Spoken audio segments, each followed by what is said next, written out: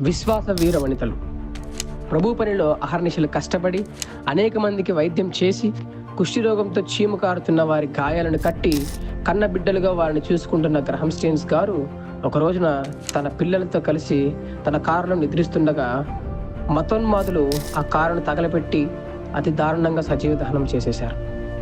భర్త మరణించిన ఆ బాధలో ఆయన భార్య అన్న మాటలు ఏంటంటే, And still my prayer and desire is that these people who took my husband's life will be touched by that same love so that they will never do this to any other person.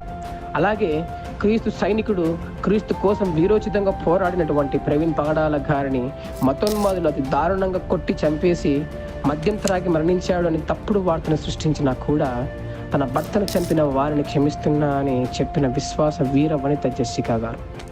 We are not here to take revenge. We are here to forgive everybody.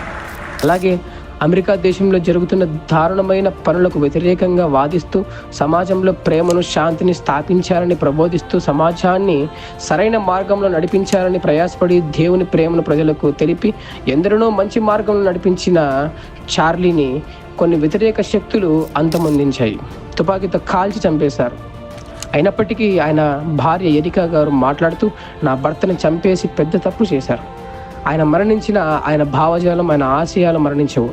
ఎల్లప్పుడూ ఆయన ఆశయాలను మేము ముందుకు తీసుకుని వెళ్తాం అని ఎంతో మనోధైర్యంతో మాట్లాడారు. క్రైస్తవులారా, తమ సొంత వారిని కోల్పోయినప్పటికీ వారు విశ్వాసంలో నిలకడగా ఉంటూ ఎందరినో బలపరుస్తూ దేవుని వైపుకు అనేక మందిని త్రిప్పుతూ విశ్వాస వీర వనితలుగా మన ముందు ఉన్నారు.